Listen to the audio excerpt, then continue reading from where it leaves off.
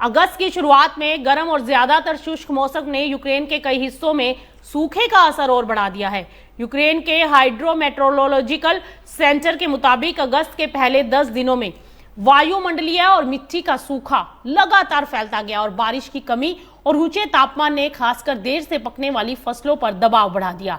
जिन इलाकों में मिट्टी में पहले से मौजूद नमी का भंडार खत्म हो चुका था, वहां फसलों ने समय से पहले पकना शुरू कर दिया और अगस्त के पहले 10 दिनों के अंदर अंत से लेकर मध्य और दक्षिण यूक्रेन के कई हिस्सों में ऊपरी मिट्टी और 1 मीटर तक की मिट्टी की परत सूखी या लगभग सूखी पाई गई। पश्चिम क्षेत्रों और खार्किव के कुछ इलाकों में भी ऐसी ही स्थिति देखने को मिली।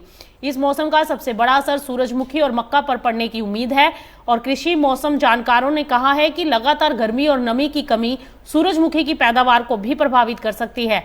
वहीं मक्का के लिए कोन बनने और दाने भरने का समय बेहद जरूरी है, लेकिन इसी चरण में फसल को प्रतिकूल मौसम का सामना करना पड़ा। दक्षिणी यूक्रेन में भी स्थिति गंभीर है।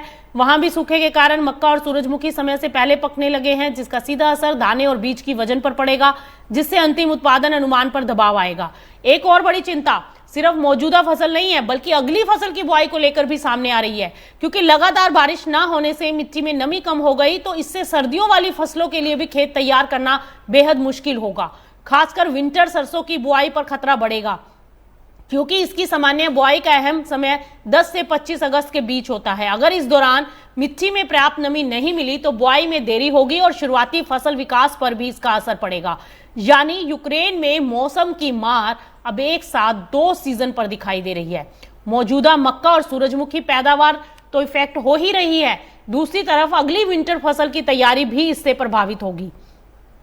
अब विदेशी कमोडिटी बाजार के लिए यह खबर इसलिए भी जरूरी है क्योंकि यूक्रेनी गेहूं, मक्का, सूरजमुखी और दूसरे कृषि उत्पादों का एक बहुत बड़ा एक्सपोर्टर है। अगर सूखे के कारण उसका उत्पादन या क्वालिटी गिरती है तो आने वाले समय में विदेशी अनाज और तिलहन सप्लाई पर इसका बहुत बड़ा असर पड़ेगा।